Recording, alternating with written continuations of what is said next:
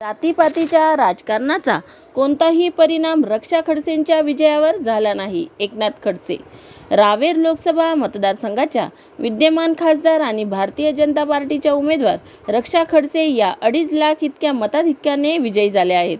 जातीपातीच्या राजकारणाचा रावेर लोकसभा मतदारसंघामध्ये कोणताही परिणाम झालेला नाही. रक्षा खडसे यांना तिकीट मिळेल का नाही, मिळाले तर ते 10-20 हजाराच्या फरकाने निवडून येतील, तिथपर्यंत चर्चा मतदारसंघामध्ये होत होती. यावर आता पूर्णविराम झाला, अशी प्रतिक्रिया विधान परिषदेचे आमदार एकनाथ खडसे यांनी दिली आहे. जळगाव प्रतिनिधी. असं मागच्या 2 दिवसापूर्वी सांगितलं होतं. काही जणांना ते अवघडल्यासारखं वाटलं, काही जणांना त्या संदर्भामध्ये चुकीचं आहे, म्हणजे वस्तुस्थिती आहे मी त्या कालखंडात मांडली आणि आता समोरही तशीच वस्तुस्थिती येते. त्याची कुठेतरी सर्वांचे आव्हान. ताईंनी तिसऱ्यांदा हॅट्रिक केली. भाऊ काय सांगाल? रक्षाताईंनी तिसऱ्यांदा हॅट्रिक केली आहे. रक्षाताई हे तिसऱ्यांदा जवळपास 2.5 लाख मतांनी विजयी झालेल्या दिसत आहे, म्हणजे आघाडीवर आहे, विजय झाल्यातच आहे जमा. गेल्या काही दिवसापासून रक्षाताई विजय होतील की नाही होणार, रक्षाताईला तिकीट मिळेल की नाही मिळेल याविषयी खूप चर्चा होत होत्या. तिकीट मिळाल्यानंतरही रक्षाताई इतक्या मताधिक्यानं येतील, 10-20 हजारांनी येतील अशी चर्चा होती. पण आता जवळपास निकाल लागण्यात जमा झालेले आहे आणि अशा ठिकाणी जर पाहिलं आपण तर ज्या चर्चा होत्या त्या चर्चेला पूर्ण विराम दिला. एक तर या मतदारसंघामध्ये पहिल्यांदा असं होतं की जातीयवादाच्या माध्यमातून काही मतं मागले अशी चर्चा होती, परंतु प्रत्यक्ष या ठिकाणी जर पाहिलं तर जातीपातीच्या राजकारणाचा कोणताही परिणाम रक्षाताईच्या विजयावर झाला नाही. सर्व समाजाने त्यांना मतं दिलेले दिसत आहे. मागच्या कालखंडामध्ये 3.25 लाख मतं काँग्रेसच्या मिळाले होते. आताही तेवढेच मतं समोरच्या उमेदवाराला पाटलांना मिळालेले दिसत आहे. मागच्या कालखंडामध्ये आणि या कालखंडामध्ये मूलभूत फरक असा राहिला की मागच्या कालखंडामध्ये पहिल्यांदा दुसऱ्यांदाच रक्षाताई या ठिकाणी होत्या, आता तिसऱ्यांदा या ठिकाणी रक्षाताई निवडून येत आहेत आणि तिसऱ्यांदा निवडून येताना अधिकच कठीण असतं. परंतु या ठिकाणी रक्षाताईचा संपर्क, त्यांनी केलेलं काम आणि नरेंद्र मोदींवर जनतेनं ठेवलेला विश्वास, कार्यकर्त्यांची मेहनत, परिश्रम, मतदारांनी दिलेला विश्वास या माध्यमातून रक्षाताईला प्रचंड विजय मिळालेला आहे. मी रक्षाताईचं मनापासून अभिनंदन करतो.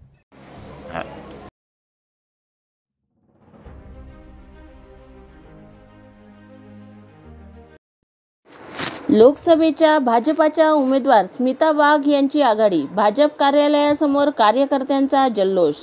जळगाव लोकसभेच्या भाजपाच्या उमेदवार स्मिता वाघ यांनी आता 1,30,000 मतांची आघाडी घेतल्याने जळगाव येथील भाजप कार्यालयात भाजपच्या कार्यकर्त्यांनी ढोल ताशांच्या गजरात जोरदार जल्लोष सुरू केलाय. याप्रसंगी आमदार राजूमामा भोळे, जिल्हाध्यक्ष जळकेकर महाराज व कार्यकर्ते उपस्थित होते. जळगाव प्रतिनिधी.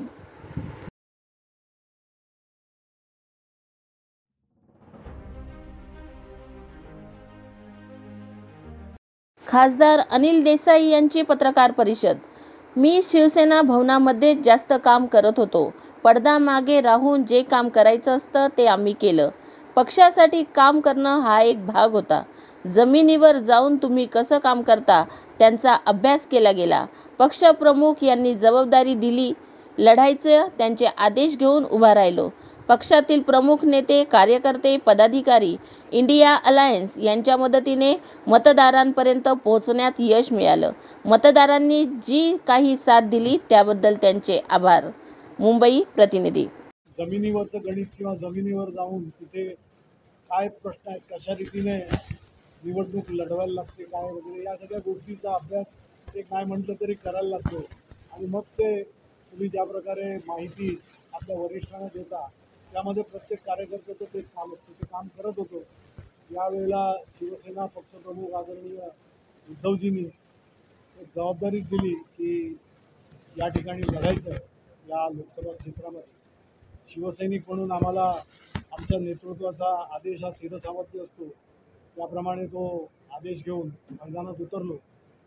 सर्व शिवसैनिक, पक्षाचे कार्यकर्ते, पदाधिकारी, लोकप्रतिनिधी, आजी माजी महाविकास आघाडीचे सर्व नेतृत्व, त्यांचे पदाधिकारी, कार्यकर्ते, इंडिया अलायन्सचे घटक पक्ष, लहान मोठे जे असतील, त्या सगळ्यांचे नेतृत्वापासून ते पदाधिकारी कार्यकर्त्यांपर्यंत एक असा चांगलं टीमवर्क झालं आणि शेवटी मतदारांपर्यंत पोचण्यामध्ये यश मिळालं.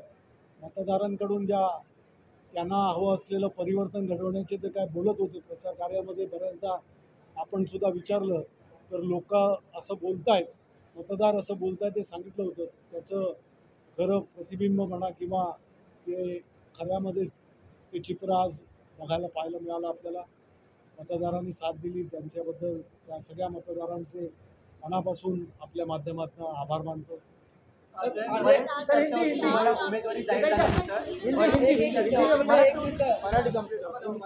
उमेदवारी जाहीर झाल्यानंतर बरीचशी चर्चा वेगवेगळी होती आणि त्या ठिकाणी चेहरा म्हणून कशा पद्धतीने सायलेंट नाही करणार नकली शिवसेना म्हणून लढत होते. बरीचशी चर्चा होती की अनिल देसाई त्या ठिकाणी चेहरा म्हणून योग्य नाही अशी देखील टीका होत होती. चर्चा होती. नाम वारंट करण्याचा प्रयत्न झाला, व्हिडिओ काही व्हायरल करण्याचा कोणाचे मला कल्पना नाही. टिक्का लावून घेतात. मनामध्ये जे विचार असतात, जे संस्कार असतात, ते लोकांपर्यंत जात असतात. कुठच्या गोष्टीचा बाऊ कोणी केला म्हणून लोक असे वाहून घेत नाहीत. सुजाण आणि सुविद्य मुंबईचे नागरिक आहेत, मतदार आहेत आणि जे काही कोणी केलं असेल ते मी त्याच्याबद्दल काही बोलणार नाही. मला फक्त आता एवढं माहीत आहे की एक जबाबदारी आज लोकांची, या मतदारसंघातील मतदारांची, नागरिकांची आपल्यावर आहे. त्यांचं प्रतिनिधित्व हे मला लोकसभेमध्ये करायचं आहे आणि त्यामुळे त्यांचे जे काही प्रश्न असतील केंद्राशी निगडीत, राज्याशी निगडीत, कधी महानगरपालिकांशी सुद्धा, ते त्या माध्यमांवर त्या पायऱ्यांवर मांडणं आणि त्याचं समाधान घेऊन त्या मतदारांना, नागरिकांपर्यंत देणं हे माझं कर्तव्य समजतो. त्यामुळे बाकी कोणी आता प्रचारादरम्यान काय केलं आणि काय नाही, लोकांनी त्यांना त्या प्रकारे उत्तर दिलं जे असेल ते, आणि ते संपूर्ण महाराष्ट्र आणि देशामध्ये सुद्धा तुम्ही बघताय.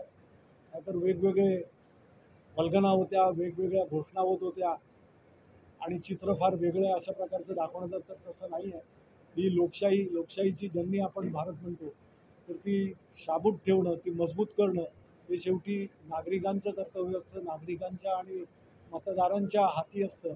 तो मतदारांनी त्यांचा हक्क बजावला आणि त्यामुळे आपण त्यांना जबाबदार आहोत, त्यांच्यासाठी काम करायचं आहे आणि ते करण्याचं एक नेतृत्व जे मुंबई महाराष्ट्रामध्ये शिवसेना पक्षप्रमुख आदरणीय उद्धवजी ठाकरे यांच्या रूपानं आहे, त्यांच्यावर जनतेनं ठेवलेला हा विश्वास आहे. मुंबईमध्ये सर्व उमेदवार निवडून आलेले आहेत. महाविकास आघाडीचे फक्त उत्तर मुंबईचे एसटीचं पराभूत झालेला आहे. पण मुंबईकरांनी विश्वास पुन्हा एकदा मुंबई आणि शिवसेना हे मुळात हे समीकरण कित्येक वर्षांपासून, कित्येक दशकांपासून आहे आणि मुंबई महानगरपालिकेवर 5-5, 6-6 वेळा त्या टर्म्सचं एक संधी, चांगलं काम करण्याचं जे काही संधी मुंबईकरांनी नेहमी शिवसेना नेतृत्वाला दिली, त्याचं सार्थक नेतृत्वाने केलं. शिवसेना, उद्धव बाळासाहेब ठाकरे पक्षाचे पक्षप्रमुख उद्धवजी, आज त्यांच्या जोडीनं त्यांच्याबरोबर तरुण नेतृत्व आदित्य साहेब, हे ज्या प्रकारे मुंबईसाठी झटतायत, मुंबईसाठी काम करतायत, मुंबईच्या लोकांना चांगल्यात चांगल्या सुविधा देऊन त्यांचं जीवन कसं सुकर होईल याकडे त्यांचं सातत्यानं लक्ष असतं. तेच आज आपल्याला पुन्हा एकदा त्या नेतृत्वावर विश्वास ठेवल्याचं मुंबईकरांनी दाखवलं. अनेक लढती ज्या होत्या त्या बहुतांश जागेवरती महाविकास आघाडीचा विजय झालेला आहे. महायुतीची कुठली स्ट्रॅटेजी महाराष्ट्रात चालली नाही असं तुम्ही म्हणतात? महाविकास आघाडीने जे इप्सित साध्य करायचं होतं ते आम्ही केलं. त्यामुळे त्यांची स्ट्रॅटेजी आम्ही हे करणं तर आमच्या हातात नव्हतं. आमची स्ट्रॅटेजी ही आम्ही यशाकडे नेणं हे आमच्या हातात होतं. ते बहुतांश आम्ही केलं. अबकी बार 45 पार म्हणत होते, पण 17 ते 18 जागा आता सध्या त्यांना दाखवल्या. त्याचा अभ्यास त्यांनी करावा. आता आम्ही जो विचार करतोय, या पुढच्या येणाऱ्या विधानसभा महानगरपालिकांच्या निवडणुका, महाराष्ट्रामधल्या नगरपालिका आणि स्थानिक स्वराज्य संस्थांच्या निवडणुका, त्यामुळे आव्हानं ही नेहमी राहतील. शेवटी राजकारण करत असताना समाजकार्य हेच लोकांना अपेक्षित असतं आणि ते करणं हे आमचं कर्तव्य आहे आणि ते करायचं सामर्थ्य शिवसेना, उद्धव बाळासाहेब ठाकरे पक्षाचे आमचे पक्षप्रमुख उद्धवजी आणि आदित्य साहेब आणि शिवसेना सगळ्या नेत्यांमध्ये, सर्व पदाधिकाऱ्यांमध्ये, आजी माझी आमचे लोकप्रतिनिधी आहेत त्यांच्यामध्ये आणि शिवसैनिकांमध्ये रगारगामध्ये भरलेलं आहे. ते आम्ही केंद्रामध्ये सत्ता स्थापनेच्या हालचाली वाढलेल्या आहेत. केंद्रामध्ये सत्ता स्थापनेच्या हालचाली वाढलेल्या आहेत. तुम्ही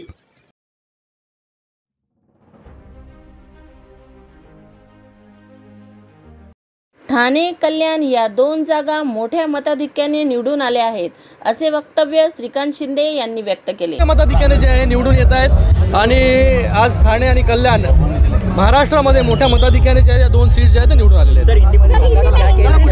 व्यक्त करतो मी त्यांचे आभार व्यक्त करतो की तिसऱ्यांदा त्यांनी जो विश्वास दाखवलेला आहे महायुतीवरती, माझ्यावरती, आज तिसऱ्यांदा निवडणुकीला सामोरं जात होतो आणि तिसऱ्यांदा देखील जे प्रेम पहिला 2014, 2019 आणि आता तिसरी वेळ देखील मोठ्या बहुमताने जे आहे ही कल्याण लोकसभेची सीट जी आहे ती लोकांनी जिंकून दिलेली आहे. सर्व शिवसेना असेल, भारतीय जनता पार्टी असेल, मनसे असेल, RP असेल, राष्ट्रवादी असेल, सगळ्या पदाधिकारी, नेते, कार्यकर्त्यांचा खूप खूप या ठिकाणी आभार व्यक्त करतो की त्यांनी 2 महिने जो प्रचार या ठिकाणी केला, जी मेहनत केली आणि त्या मेहनतीमुळे जे आहे आज हे यश जे आहे आपल्याला पाहायला मिळालं. उल्हासनगरमध्ये TOK असेल, साई पार्टी असेल, हे असे वेगवेगळे सगळ्या पक्षांनी एकत्र येऊन जे आहे या ठिकाणी काम केलं. मी या देशाचे यशस्वी प्रधानमंत्री नरेंद्र मोदी साहेबांचे धन्यवाद व्यक्त करतो, माननीय मुख्यमंत्री एकनाथ शिंदे साहेबांचे धन्यवाद व्यक्त करतो की त्यांनी विश्वास दाखवला आणि तिसऱ्यांदा या कल्याण लोकसभेमध्ये निवडणूक लढण्याची संधी जी मला दिली आणि तिसऱ्यांदा मला वाटतं मोठं मताधिक्य जे आहे हे कल्याण लोकसभेमध्ये मिळतंय. यावेळी सर्वांचे आभार व्यक्त करताना तिसऱ्यांदा मोठ्या फरकाने कल्याण लोकसभेची जागा जिंकून दिली त्याबद्दल मी सर्वांचे आभार मानतो. पंतप्रधान नरेंद्र मोदी, महायुतीतील सर्व पक्षातील नेते, पदाधिकारी यांचे आभार व्यक्त करतो. महायुतीतील इतर ठिकाणचे उमेदवार देखील मोठ्या मताधिक्याने निवडून येत आहेत. ठाणे कल्याण या 2 जागा मोठ्या मताधिक्याने निवडून येत आहे. कल्याण प्रतिनिधी. धन्यवाद व्यक्त करतो मी त्यांचे आभार. लोकसभा विजयी उमेदवार संजय दिना पाटील यांच्या घराजवळ जल्लोषाचे वातावरण.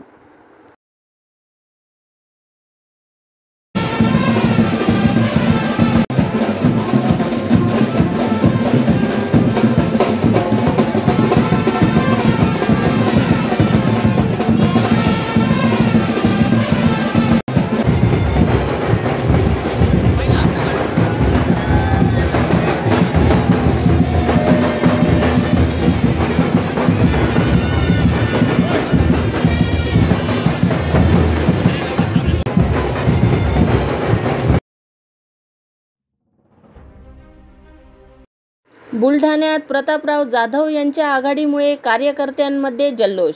बुलढाणा लोकसभा मतदारसंघात महायुतीचे उमेदवार प्रतापराव जाधव यांनी 4थ्यांदा विजयाच्या उंबरठ्यावर आहेत. मतमोजणी अंतिम टप्प्यात आहे. दरम्यान अधिकृत विजयाच्या घोषणेपूर्वी कार्यकर्त्यांकडून मात्र जल्लोष साजरा केला जात आहे.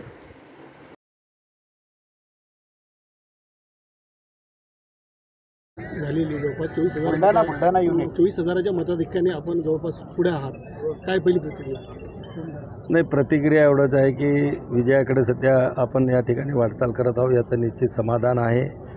संपूर्ण निकाल हाती आल्यानंतर मी सविस्तर आपल्याशी बोलीन, पण निश्चित गेली 15 वर्ष या मतदारसंघामध्ये जी आम्ही कामं केली आणि आपल्या सगळ्यांना माहिती आहे की पूर्ण प्रचाराच्या काळात मी कुठल्याही विरोधी उमेदवारावर एका शब्दानंही टीका केली नाही. मी 15 वर्षात जी काही विकास कामं केली, मग ते नॅशनल हायवे असतील, नदीजोड प्रकल्पाचं एक मोठं काम असेल, खामगाव जालना रेल्वे मार्ग असेल, काही पोस्टाच्या संदर्भातले असतील, टेलिफोनच्या टावरच्या संदर्भातले असतील, केंद्र सरकारच्या माध्यमातून जी काही कामं होतात, जास्तीत जास्त निधी आपल्या जिल्ह्याला खेचून आणण्यासाठी प्रत्येक गावामध्ये जलजीवन मिशनच्या माध्यमातून पिण्याच्या पाण्या योजना मंजूर करण्यासाठी असेल, या सगळ्या कामं आम्ही लोकांच्या समोर मांडले आणि त्या कामावर, विकासावरच लोकांनी आमच्यावर विश्वास ठेवला. मागचा जो लीड लक्षात घेतला ना, आताचा जो लीड वाटत होतो कमी असण्याचं काय कारण? असं हे बघा, याचं मागच्या वर्षीपेक्षा लीड कमी होण्याचं कारण म्हणजे काही विरोधी उमेदवारांनी शेतकऱ्याच्या बाबतीमध्ये भावनिक भाषणं त्या ठिकाणी केले, भावनिक मुद्दे उचलले. स्थानिक प्रश्नाला, ही देशाची निवडणूक असताना स्थानिक प्रश्नाला वाजवीपेक्षा जास्त महत्त्व दिलं आणि त्याच्यामध्ये साधासुद्धा भोळा बाबडा शेतकरी यांना त्यांनी त्या ठिकाणी भावनात्मक करण्याचं काम त्या ठिकाणी केलं. त्यामुळं थोडं मताधिक्य आमचं या ठिकाणी कमी होताना दिसते आहे. पण पुढच्या काळामध्ये शेतकऱ्यासाठी आणखीन चांगलं भरीव कार्य करून त्या ठिकाणी या लोकांना पुन्हा सोबत घेऊन पुढच्या राजकारणामध्ये पुढचे 5 वर्ष आम्ही काम करण्याचा प्रयत्न करू. तुम्हाला लीड कमी भेटली तरी विजयीच्या उंबरठ्यावर आहे, तुम्ही आभार मानणार का? नाही, बिलकुल. त्या ठिकाणी विजय झाल्यानंतर आभार मानणे माझं कर्तव्यच आहे, मानणारच आहे. विशेष करून तुमचेही सगळ्यांचे आभार मी त्या ठिकाणी मानेल. पहिले अधिकृत एकदा डिक्लेअर होऊ द्या, म्हणजे मग आपल्याला सगळ्यांचेच आभार मानता येतील. वाटचाल झालेली जवळपास 24,000 बुलढाणा युनिट.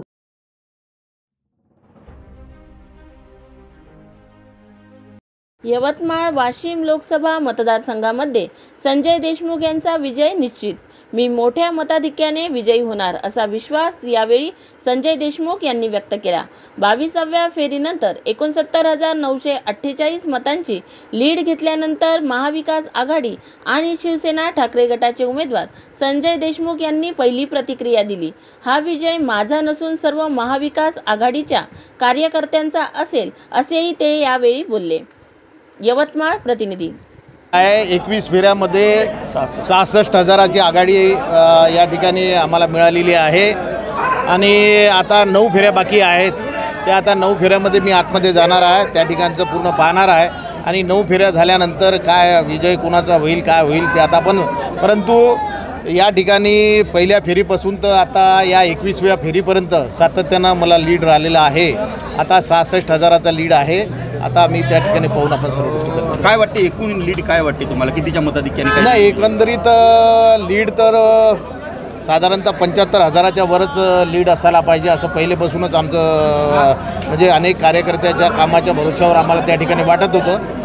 परंतु आता साधारणतः 66,000 झालेलं आहे. 75,000च्या वरच निवडून येऊ असं मला विजयाचं श्रेय नेमकं कोणाकडे होते असं काय? नाही, विजयाचं श्रेय तर तमाम ज्या मतदार बंधूंनी मला मतदान केलेलं आहे, सर्व कार्यकर्त्यांनी जे मेहनत केलेली आहे, काँग्रेस असो, राष्ट्रवादी असो, आमचे शिवसेना पक्षाचे कार्यकर्ते असो, आप पार्टीचे कार्यकर्ते असो, या कार्यकर्त्याच्या बळावर हा विजय आहे. कोणा एकट्या संजय देशमुखच्या बळावर नाही आहे. हे सर्व कार्यकर्त्याची मेहनत या ठिकाणी कामाला लागलेली आहे. 6 आमदार युती पक्षाचे 6 आमदार होते, पालकमंत्री होते, मुख्यमंत्री 4 वेळा या मतदारसंघात येऊन गेले, 7-7 तास मुख्यमंत्री या मतदारसंघामध्ये राहिले. प्रचंड धनशक्तीचा वापर या ठिकाणी झालेला आहे.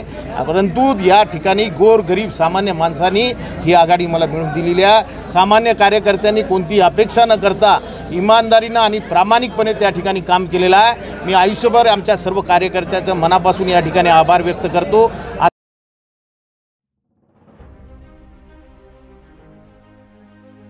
भाजपचे उमेदवार सुभाष भामरे हे 3,000हून अधिक मते घेऊन विजयाच्या उंबरठ्यावर आहेत. धुळे लोकसभा निवडणुकीची मतमोजणी अंती भाजपचे उमेदवार सुभाष भामरे हे 3,000हून अधिक मते घेऊन विजयाच्या उंबरठ्यावर आहेत. परंतु टपाली मतमोजणी होणं बाकी असून कुठल्याही प्रकारची अधिकृत घोषणा या संदर्भात जिल्हा प्रशासनाच्या वतीने करण्यात आलेली नाही.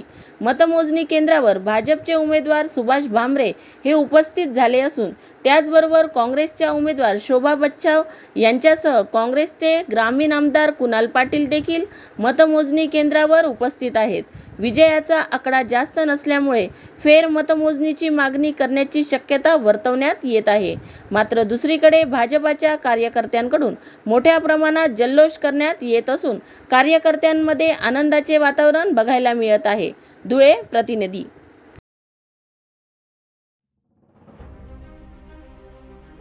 नितीन गडकरी यांनी विजयानंतर कार्यकर्त्यांचे व मतदात्यांचे आभार मानले.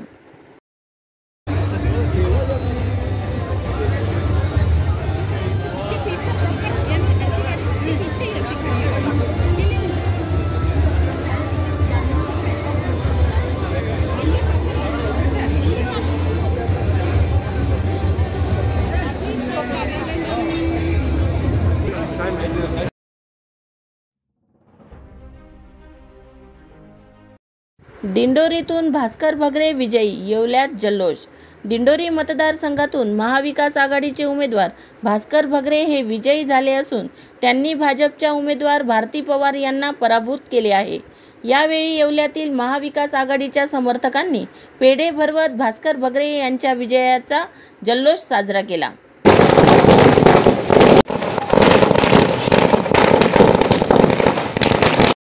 दिंडोरीतून भास्कर भगरे विजयी, येवल्यात जल्लोष. दिंडोरी मतदारसंघातून